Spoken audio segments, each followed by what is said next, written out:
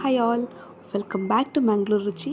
ಇವತ್ತು ನಾನು ಕಾಲಿಫ್ಲವರ್ ಬಟಾಣಿ ಹಾಗೂ ಆಲೂಗಡ್ಡೆ ರೆಸಿಪಿಯನ್ನು ಶೇರ್ ಮಾಡ್ತಾ ಇದ್ದೇನೆ.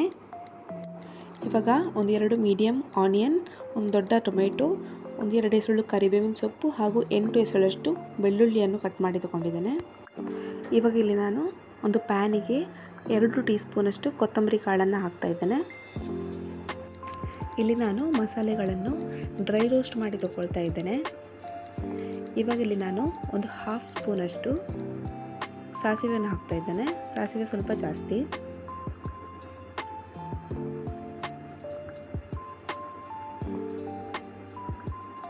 ಹಾಗೂ ಒಂದು 6ರಿಂದ 7 ಕಾಳು ಮೆಣಸು ಹಾಕಿ ಒಂದು ಸ್ವಲ್ಪ ಹೊತ್ತು ರೋಸ್ಟ್ ಮಾಡುವ.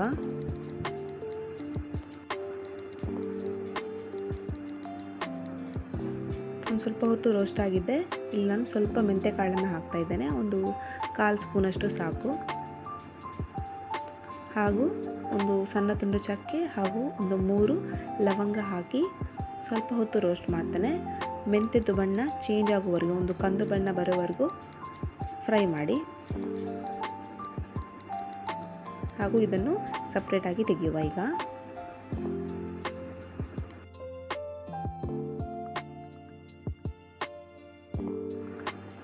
ಇವಾಗ ಇದೇ ಪ್ಯಾನಿಗೆ ಸ್ವಲ್ಪ ತೆಂಗಿನ ಎಣ್ಣೆಯನ್ನು ಹಾಕ್ತಾ ಇದ್ದೇನೆ. ಈಗ ಬಾಕಿ ಮಸಾಲೆಗಳನ್ನು ನಾನು ಎಣ್ಣೆಯಲ್ಲಿ ಹುರಿದು ತಗೊಳ್ತಾ ಇದ್ದೇನೆ. ಮೊದಲಿಗೆ ಒಂದು 6 ಬ್ಯಾಡಗಿ ಮೆಣಸನ್ನು ಹಾಕಿ ಒಂದು ಸ್ವಲ್ಪ ಹೊತ್ತು ರೋಸ್ಟ್ ಮಾಡಬೇಕು.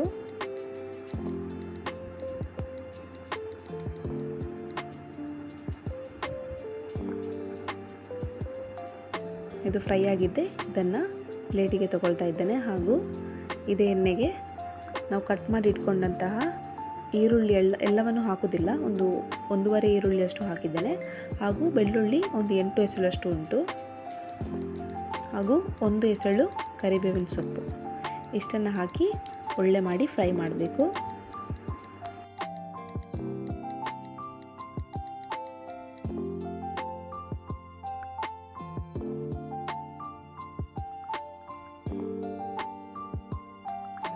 ಇವಾಗ ಇದು ಸ್ವಲ್ಪ ಫ್ರೈ ಆಗಿದ್ದೆ. ನಾನು ಇಲ್ಲಿ ಒಂದು ಅರ್ಧ ತೆಂಗಿನ ತುರಿಯನ್ನು ತಗೊಂಡಿದ್ದೇನೆ. ಹಾಗೂ ಇದಕ್ಕೆ ಹಾಕಿ ಒಂದು ಸ್ವಲ್ಪ ಹೊತ್ತು ರೋಸ್ಟ್ ಮಾಡ್ತೇನೆ.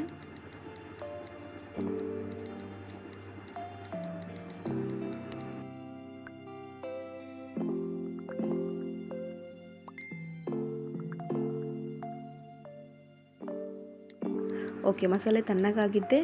ನಾನು ಮಿಕ್ಸಿ ಜಾರಿಗೆ ಹಾಕಿ ಅದಕ್ಕೆ ನಿಮಗೆ ಕಡಿಲಿಕ್ಕೆ ಎಷ್ಟು ಬೇಕು ನೋಡಿ ಅಷ್ಟು ನೀರನ್ನು ಹಾಕಿ ಇದನ್ನು ನೈಸಾಗಿ ರುಬ್ಬಿ ತರುವ.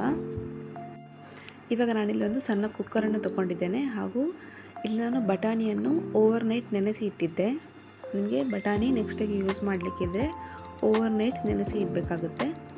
ಹಾಗೂ ಇದನ್ನು ಕುಕ್ಕರಿಗೆ ಟ್ರಾನ್ಸ್ಫರ್ ಮಾಡಿ ಇದಕ್ಕೆ ಸ್ವಲ್ಪ ನೀರನ್ನು ಹಾಕಿ ಹಾಗೂ ಸ್ವಲ್ಪ ಉಪ್ಪು ಹಾಕಿ ಒಂದು 2 ಸೀಟಿ ತೆಗಿತೇನೆ ಅಷ್ಟೇ. ಈ ಕುಕ್ಕರಲ್ಲಿ 2 ಸೀಟಿಯಲ್ಲಿ ಆಗಿತ್ತು. ನಿಮ್ಮದು ಕುಕ್ಕರ್ ದೊಡ್ಡದಾಗಿದ್ದರೆ 1 ಸೀಟಿಯಲ್ಲಿ ಕೂಡ ಆಗ್ಬೋದು, ನಿಮ್ಮ ಕುಕ್ಕರ್ ಮೇಲೆ ಡಿಪೆಂಡ್. ಇಲ್ಲಿ ನಾನು ಇನ್ನೊಂದು ಪ್ಯಾನನ್ನು ತಗೊಂಡಿದ್ದೇನೆ. ಹಾಗೂ ಸ್ವಲ್ಪ ತೆಂಗಿನ ಎಣ್ಣೆಯನ್ನು ಹಾಕಿದ್ದೇನೆ. ಹಾಗೂ ಸ್ವಲ್ಪ ಸಾಸಿವೆಯನ್ನು ಹಾಕ್ತಾ ಇದ್ದೇನೆ. ಈಗ ನೋಡಿ ಸಾಸಿವೆ ಸಿಡಿದಿದ್ದೆ. ನಾನು ಇದಕ್ಕೆ 1 ಎಸಳಷ್ಟು ಕರಿಬೇವು ಸೊಪ್ಪನ್ನು ಹಾಕಿದ್ದೇನೆ. ಹಾಗೂ 4 ಜಜ್ಜಿ ಇಟ್ಟಂತಹ ಬೆಳ್ಳುಳ್ಳಿ ಹಾಗೂ ಅರ್ಧ ಈರುಳ್ಳಿ ಆಗ ನಾವು ಇಟ್ಟಿದ್ವಲ್ಲ ಅದೆಲ್ಲವನ್ನು ಹಾಕಿ ಚೆನ್ನಾಗಿ ಒಂದು ಸ್ವಲ್ಪ ಹೊತ್ತು ಫ್ರೈ ಮಾಡುವ. ಇವಾಗ ಕಟ್ ಮಾಡಿ ಇಟ್ಕೊಂಡಂತಹ ಒಂದು ಟೊಮೆಟೊವನ್ನು ಕೂಡ ಹಾಕ್ತಾ ಇದ್ದೇನೆ.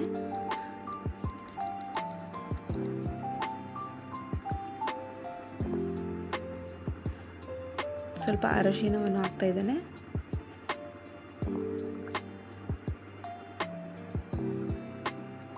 ಹಾಗೂ ಸ್ವಲ್ಪ ಉಪ್ಪು. ಇಷ್ಟನ್ನು ಹಾಕಿ ಒಂದು ಸ್ವಲ್ಪ ಹೊತ್ತು ಫ್ರೈ ಮಾಡಬೇಕು. ಟೊಮೆಟೊ ಒಂದು ಸ್ವಲ್ಪ ಸಾಫ್ಟ್ ಆಗ್ತದೆ.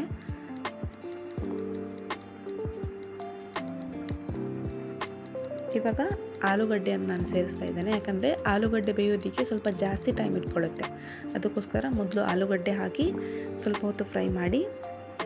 ಇಲ್ಲಿ ನಾನು ಹಿಂಗೆ ಹಾಕುವಾಗ ಲೇಟ್ ಆಯಿತು ಆಯಿತಾ. ನೀವು ಸಾಸಿವೆ ಸಿಡಿದ ಮೇಲೆ ಹಿಂಗೆ ಹಾಕ್ಬೋದು. ನಾನಿಲ್ಲಿ ಹಾಕುವಾಗ ಸ್ವಲ್ಪ ಲೇಟ್ ಆಯಿತು.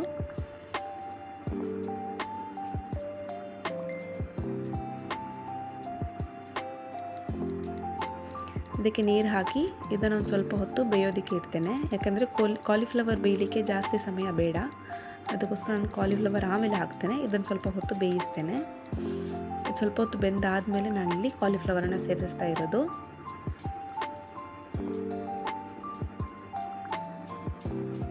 ಇವಾಗ ಇಮಿಡಿಯೇಟ್ ಆಗಿ ನಾನು ಮಸಾಲೆಯನ್ನು ಹಾಕ್ತಾ ಇದ್ದೇನೆ.